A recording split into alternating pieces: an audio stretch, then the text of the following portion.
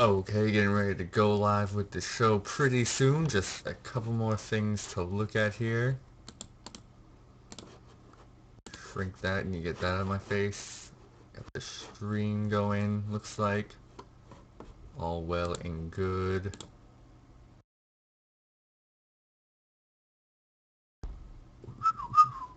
There, it should be up now.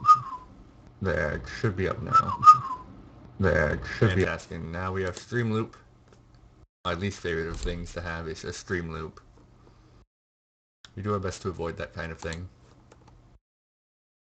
But yes, now we have it perfectly going.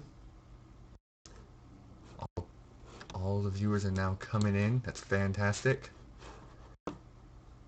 Alright, just one other thing. Let's bring that up. Alright, perfect. Perfect. Hair is good. I should button my shirt as well. I'm showing off a little too much skin. Good at all. I don't think I wore this shirt yesterday, although I might be wrong. That'd be really embarrassing if I happen to have worn this shirt 2 days in a row. I don't get that a lot.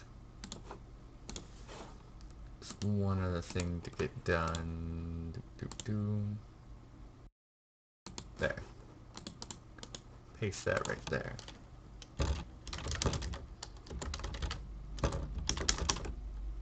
Smiley face. People like smiley faces.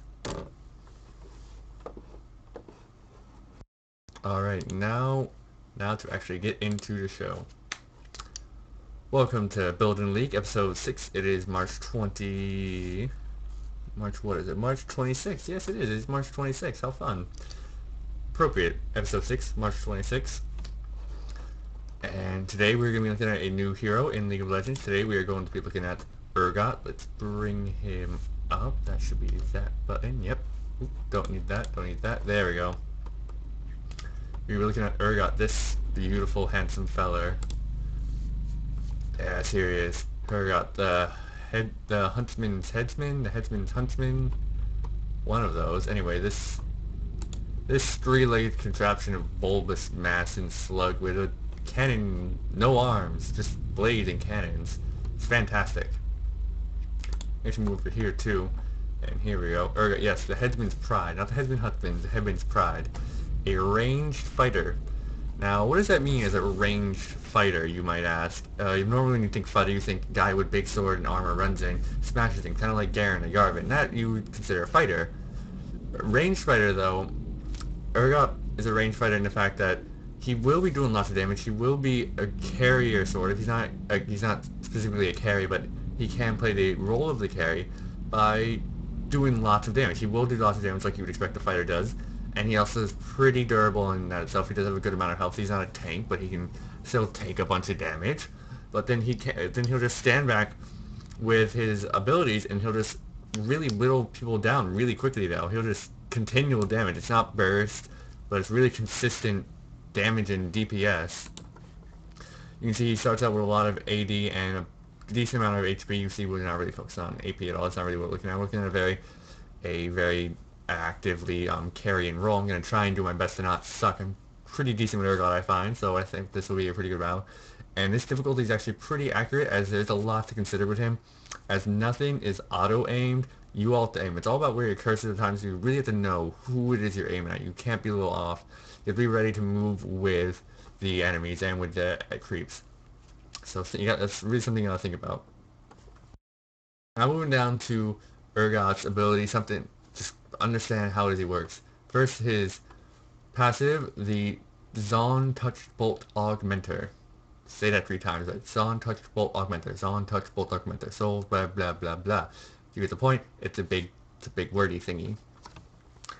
His auto attacks and his Q will reduce all damage that target deals. So if you keep hitting things, they'll slowly deal less damage.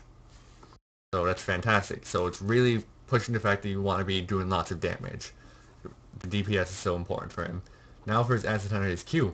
He fires out a missile from him in just a straight line based on your cursor. It doesn't like give you a skill shot like range where you normally see like it's just a little arrow. It's wherever your cursor is where he will fire it at.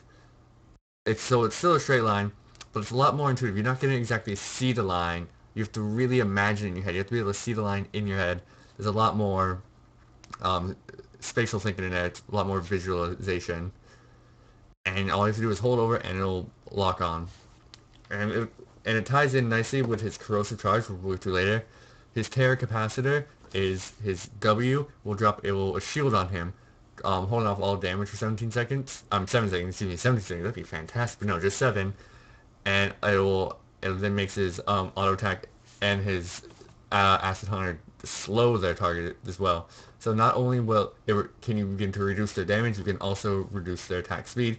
So against someone like Yi or Vayne or Varus, if you can get up close to them, not necessarily yet close, and then hit them with this, you're really gonna just gimp them really hard. You're gonna hit him in the bat. You hit him in the knees with a bat.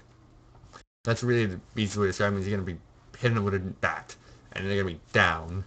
So that's a really good way to do it, especially if you have that, especially with Tech Master where you're absorbing damage, you can really get up there. So really, really good, really fantastic ability there. Now is Noxine Corrosive Charge, his E. He throws down a little grenade and it does AoE damage, and it's kind of like poison, it'll slowly damage things over time. But more importantly than that, it adds the second ability of the Acid Hunter right here. You see a little arrow right here. If I had a little paint tool, I would paint it on right there as I arrowed it up. But his Acid Hunter is now anything with it, you can automatically lock on. Like, normally if it's in a straight line, if there's a creep, it'll hit that first. The Acid Hunter will hit the first enemy it hits, so that's what the damage will be done. So if it already has the corrosive charge on it, then it'll just leap over all of them like some flying bee of stingy death. Sorry, I like bees. Wasps. I hate wasps. Fuck wasps. Wasps can damage shit. Bees are good though. I love bees. Go bees. Wasps though. Fuck wasps. This will fly over all the creeps like a wasp and go straight for the enemy champion, which is what you should be aiming for, and just do a massive amount of damage. You can probably get two or three down in the time that it lasts. It lasts for 5 seconds. It's a 2 second cooldown. So yeah, you can hit 2 of them down, and if you get some cooldown reduction, you can maybe hit 3. So that's how math works. You should always be trying to get 2 out because that's the maximum you can get. Now for his ultimate, his Hyperkinetic Position Reverser. They really just went all out with the name for Urgot. They just like, name. Crazy. Crazy name. Fantastic. Actively, he will immediately target one enemy. They will be stunned in place and for 3 seconds, and then they will swap position. Oh no, for 1 second. I'm sorry. It's stunned for 1 second to channel it. Then they'll be slowed for 3 seconds. Yeah, for 1 second they're stunned. Then you immediately swap places for wherever you are as Urgot and that enemy is. So you just swap places. So it's fantastic for an engagement, I find, or when someone's running from your team. If you can just get in range with them, get that, they'll immediately be stunned. They'll warp back into your team, and they'll just beat down them. And even if they are getting away, they're still slowed by 40%. That's a lot. 40% is a lot. I don't know how to describe how much 40% is. Here, let me bring that up. 40% is like, here's 10. And here's 4. That's 4 of the 10. That's almost 5. That's almost half. That's like 4/5 of a half of 10.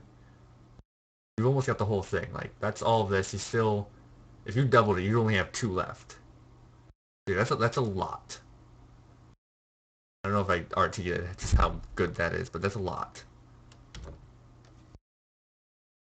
Yeah. So now in this load, it's perfect for engaging or disengaging as well, as it will stun them and you can just immediately pop out. If there's someone chasing your team, you can pull them back out. If you're behind, then they're done. Or if one person's a little out by themselves, you can pull the people away from them who's about to kill them. Fantastic for that. So yeah, always something to keep in mind is all the different positions you can work on. Urgot's a very position-based champion. He's not so much as just run in, just start auto-attacking. He does have an auto-attack that is decent. It's pretty good for him. But really, it's all about position with Urgot, where you are, where your range is, and how it is you're going to make that all mesh together with your team. So always consider that, where you are, where you're standing in relation to everything. Now that we've got that all the way, that should be it. Yep. Yeah. We can move on to the actual build and style of himself. Again, he's a beautiful, ugly man. What do we have other skins for him? Let's see if we can change that. Oh, set your background. Here it is. I always forget where that is. Let's see. This is the new classic skin, I think. This is the original classic. Again, beautiful man. Here he's a crab. Here he's a robot. Here he's a crab. So not the most... He's carrying a girl there. Oh. Keep that away from your children, I suppose. We'll just go with the plain one, because he's a ugly beast through and through. So we gotta embrace that. A lot of games don't want you to be ugly. They don't want you to be very pretty, like Lux or Sony. They want you to be pretty.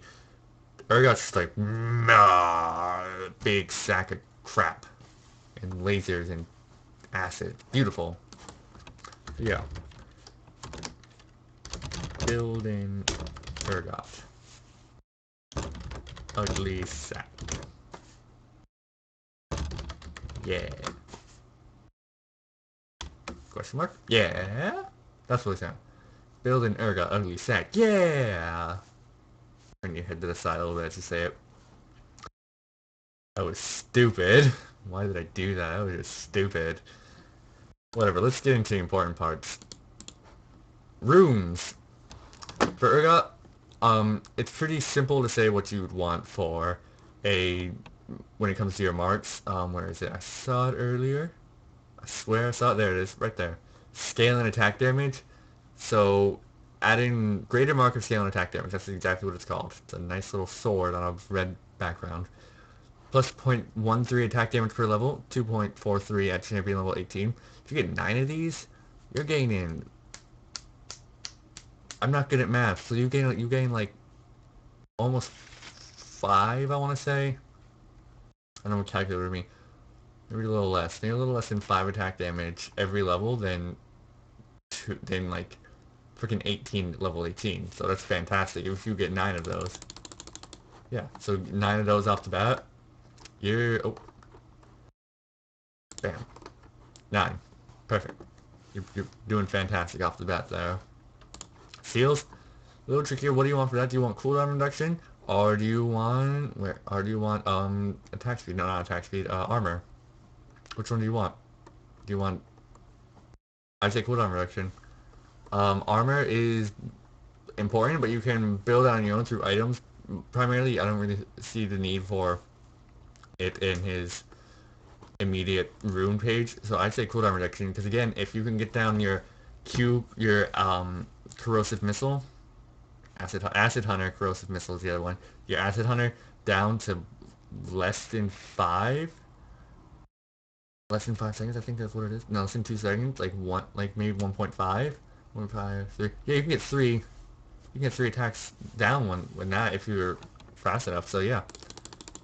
9 of those, fantastic. You'll be able to get 3 of those high damaging abilities down right off the bat. It's pretty fantastic. So yeah, something to keep in mind. That I definitely recommend it. And now, where is it? Mana. As I said, you're going to be using a lot. You're going to be spamming your abilities. That's really his main source of damage. You do have your auto attack again, but main source of damage is going to be your Q. So you want lots of extra mana. You could just grab immediate mana right here, but I like this. I like scaling mana, just because it offers really that slow. It lets you like slide into it. Early game, mana's always gonna be a problem, pretty much, unless you or grab a buff really early, which you can if you're a jungler, or your jungler decides to give you the blue buff because they won't decide to go red because they were Lee Sin or Akali or someone who doesn't really use mana. If you're jungle Akali, you have to try that. Fun ideas, guys. Don't try them ranked, you're just gonna get people pissed, and I don't want you to deal with that. So yeah. Scale and attack, cooldown, scale and mana. Everything about Urgot is scaling. Something to keep in mind along with your position is scaling. You want everything to increase. You want to become progressively more power as someone who's going to be in a carrying position. You want to scale very well. Now quintessences. And there's a lot of different things to consider about quintessence. Again, only 3. What exactly is it that you're going to be doing with that? And I would say health. Honestly, 3 greater quintessence than percent health. So if you get 1.5 times 3, I know that. Oh, that's 3. That's 4.5. That's 4.5% health. I'm so bad at math. This is why I do not major in it. Oh, that was awful. It took me like